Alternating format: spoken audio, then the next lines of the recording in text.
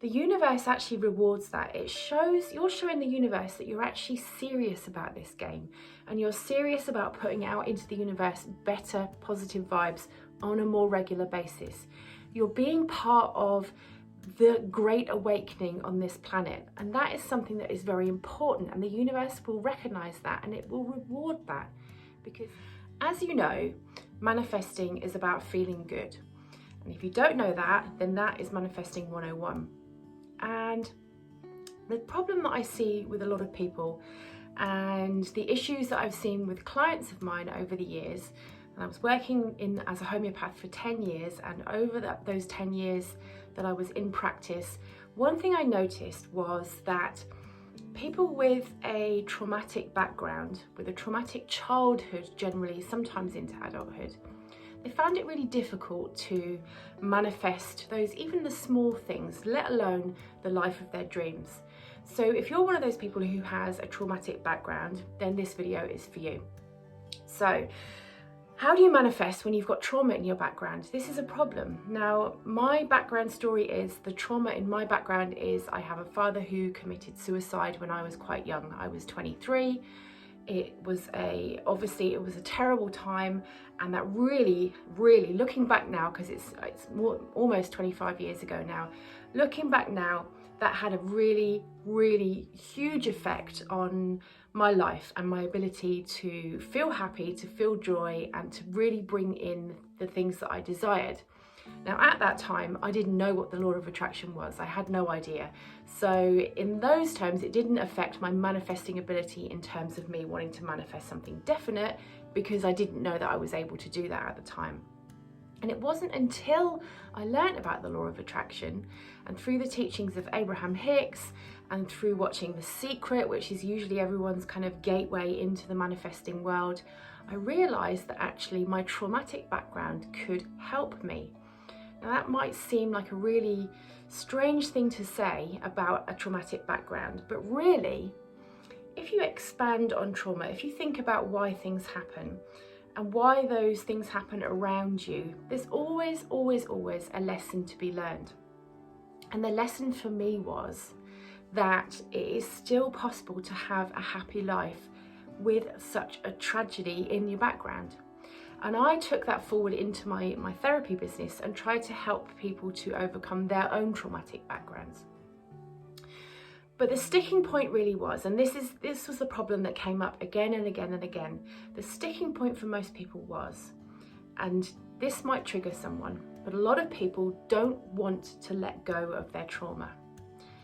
Now, that might sound like a really strange thing, because if you've got something really terrible that happened in your background, why wouldn't you want to be able to let go of it? Why wouldn't you want to be able to leave that behind? Now, I'm not talking small trauma here, I'm talking about big trauma. So a lot of the clients that I had over the years had gone through some really pretty terrible experiences, probably the worst experiences that you could have, without going into too many details. But the sticking point was, I had a section of clients who really embraced moving forward and putting that trauma behind them and using it as a learning tool to find out how they could build up certain sides of themselves, or the way that they could invest in their own energy, and the way that they could get rid of people that weren't really energetically valuable for them. And on the other hand, I had clients who really did not want to get rid of that trauma because it formed a part of who they thought they were. They thought that trauma was so important in their entire character that to let go of it would somehow mean that they weren't themselves anymore. So what do you do with that? What if you're that side of the fence, if you're that kind of person who unknowingly usually doesn't really want to let go of that trauma? And I'm talking about people who say, I've tried so many things and I just can't get it out of my head, or the bad things in life, they just always happen to me, and I've just got terrible luck, it's just something I'm born with, there's nothing I can change about that, or I always get into these really terrible relationships, it's not me, it's always the other person. If someone's on that side of the fence, they're not ready to embrace the change, to come to terms with trauma and use it to manifest going forward. But if you're on the other side of the fence, excuse me, where you really do want to make the changes, you are ready to try and see that trauma in a different light, then that's the people who are able to manifest with a traumatic background. And the way that you do that, it's going to sound too simple, but it is that simple. The way that you do that is you bring yourself to the here and now and think about that trauma in terms of here and now. Now, it seems really, really obvious, but the past is the past and you cannot change it. Now, this is where people get caught up in this kind of cycle of, or this kind of repetition of re-traumatizing themselves all the time. And one thing I noticed with clients over the years was that ones that have been through traditional therapy, so they've gone to counsellors, they've gone to therapists where they basically just sit, the traditional lay down on the couch and talk about your problems. They've been doing that for years and years and years. And when they do that, they were basically, every time they were talking about that problem and a different nuance of that trauma and a different angle of that trauma and a different view of that trauma, they were re-traumatizing themselves again and again and again. And that was never allowing themselves that re-traumatization every time they went for their counselling session was what was blocking them from moving forward. Now, don't get me wrong, traditional therapy in that sense can have a huge positive impact on people if they're with the right therapist. But unfortunately, there are a lot of therapists out there whose it's not in the business model interest to cure that person of their trauma, because that wouldn't keep them coming back. And there are a lot of disreputable people out there, unfortunately. But the really good ones will not re-traumatize that person each time. They'll try to reframe things. Now, the people who I helped over the years who had gone through that kind of traditional therapy and then come to me and come out the other side to be able to manifest that life of their dreams, the one thing they all had in common was that they wanted to make the changes and they were committed to the consistency that it took to basically change their brain chemistry. Now, you might have heard something called neuroplasticity, and this is where neuroplasticity basically comes into play. You know that the trauma happened in the past and you know that there's nothing you can do to change that. And asking yourself constantly, could I have done anything different? What would have happened if I had done this, had said this, had gone there instead of there? Doing that repeatedly gets you absolutely nowhere. But you shouldn't push away the negative feelings that trauma brings up. Now, this is the problem with manifestation. A lot of manifesting coaches, or a lot of things that you see, especially when you've watched The Secret or something like that, it just says, think positively, think loving thoughts about things. Just, if you can change your thoughts to 52% of the day to be positive, then you've cracked it. That's all well and good, but in the real world, that's virtually impossible. It's impossible sometimes to spend a day or 50% of that day feeling positive, because life happens. Stuff in the past, stuff you've got to do, kids are annoying you, the weather's bad, you miss the bus, whatever it might be. But the trick is to not push those negative feelings away. And it's the same with a traumatic past. With a traumatic past, you don't want to push away the negative feelings. You want to accept them for what they are, because they're there as a protective mechanism to protect you from falling apart. They're there to remind you that you're a living, feeling human being. So if you have these negative feelings, don't push them away, just accept them. And sometimes just allow yourself to feel them. Now, I did a post a few days ago, it was actually a little short on YouTube or a reel on Instagram, that basically said, if you had a bad day and you get home, don't push away those negative feelings of having a bad day. Let yourself rage and complain for 5 or 10 minutes and get it out of your system. Because if you give yourself that time to rage and moan and scream and shout and whatever you need to do to get it out, punch the pillow, do some sport, yell at your partner, whatever you need to do, get it out of your system, and then you've got a neutral base to start from. So how do you manifest when you've got this traumatic background?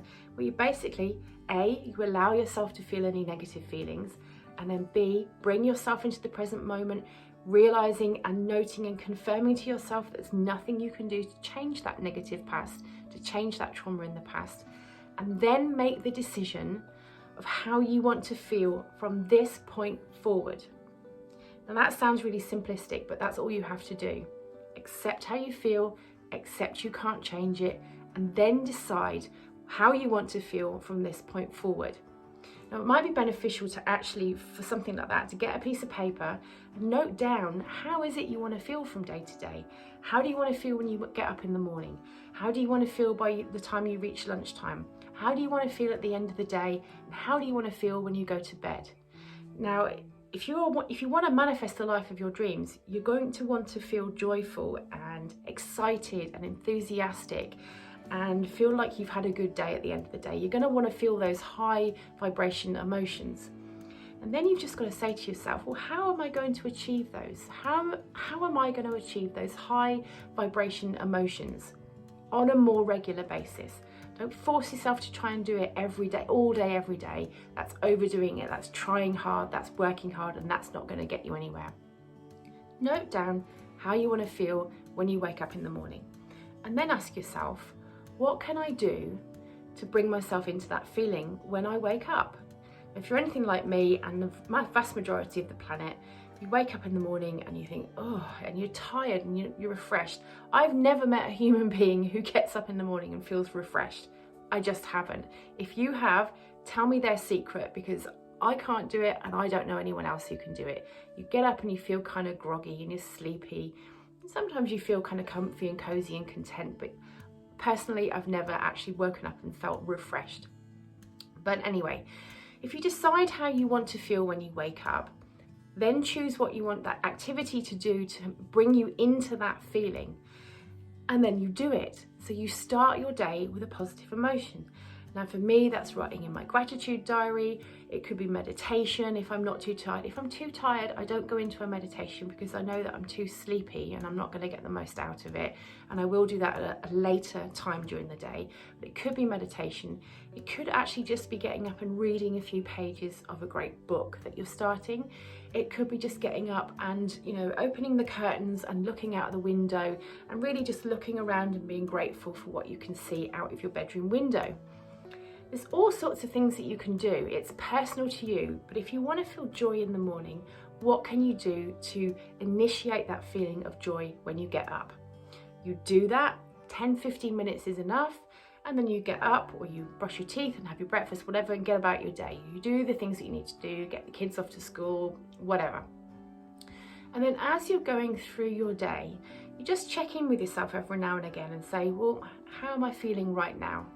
If you're frustrated at work, or you're having an argument with a colleague, or maybe you're just at home and you're procrastinating, you should be doing the cleaning but you're having a cup of coffee and reading the paper instead, check in with that feeling and then say to yourself, well, how can I raise my vibration right now? And then just do that. Now if you're at work and you don't have time to kind of take 5-10 minutes break, then maybe you can just sit and take 10 deep breaths with your eyes closed. Just something as a tiny little thing like that can sometimes make all the difference. If you're able to at work, you can get up and have a 5-minute walk around the block at the office. Think about the smokers in your office. They get a break when they want a cigarette, so why shouldn't you be able to have a break when you want to have a walk around? And just check in with yourself day by day like that. When you get to the evening and maybe you're feeling a bit tired after work, what can you do to raise your vibration a bit? Again, read a book, have a bath, go for a walk, pet the dog, whatever it might be. And it's just about that consistent checking in with yourself to see how you're feeling. Now, with the trauma in the background, now for me, what I always found, it would sneak up on me from nowhere. I'd be sitting enjoying a fantastic view or having a cup of coffee in the park, whatever it might be, and then the thought of Dad would pop into my mind and I would feel sad. And what I used to do was to push that away. And I found always, and I found this with my clients as well, when you push it away, it rears its ugly head even stronger next time.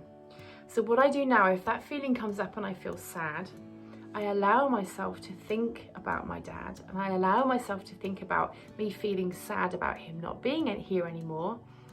And that turns into gratitude actually for all the good times that we had together.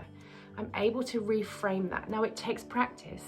It doesn't come automatically the first time you do it, the second time you do it, but I've been doing it for a long time now, and that sad feeling still does come up, but I'm able to transmute it fairly quickly now. And that's all it takes. It takes consistency. It takes you paying attention to how you feel on, first of all, on a daily basis. If you can bring that down to maybe every few hours, and sometimes you can even bring it down to an hour if you're committed enough. It should never feel like hard work. It should never feel like a chore, but there are things that you can do to make that more consistent. And if you carry on with that consistency for a minimum of 30 days, I absolutely promise you your life will turn around. Because when you're putting in the effort like that, not hard work, but you do need to put in some effort, the universe actually rewards that. You're showing the universe that you're actually serious about this game, and you're serious about putting out into the universe better, positive vibes on a more regular basis. You're being part of the great awakening on this planet, and that is something that is very important, and the universe will recognize that and it will reward that. Because if you're in that kind of head state, if you're in that energetic state, then you are open to receiving your desires, because you're telling the universe you're open, and those channels of energy are going to come to you. Now, don't beat yourself up if you have a bad day. Don't beat yourself up if that trauma comes up and it comes up again and it feels overwhelming. Allow it just for a minute to overwhelm you, and you will find that it will naturally subside. It's suppressing emotions that makes them grow bigger. When you allow them, they subside, they get smaller. And don't push them down, don't suppress them. It's basically how you manifest with a traumatic background. I think everybody can benefit from this kind of information, because I've never met somebody who doesn't have trauma in their background. Nobody ever has a perfect life. Obviously, there are varying degrees of trauma. There are varying degrees of how a human actually copes with that trauma. Everyone is individual in how well or how bad they cope with that kind of emotional upset. Don't compare yourself to anyone else. There is no point comparing how you feel to how someone else feels in a similar situation. Now, I hope this has helped. If you have any questions, then please do put them in the comments below. I'm happy to answer anybody's questions. I'm happy to receive any feedback. If you disagree with what I'm saying, I'd like to hear that too. But hit that like and subscribe button or follow me on Instagram, and share this with anyone you think will need to know it, because it's important information. It can really help you to live the life of your dreams. Thank you very much for watching. There'll be another video coming up very soon. Bye bye.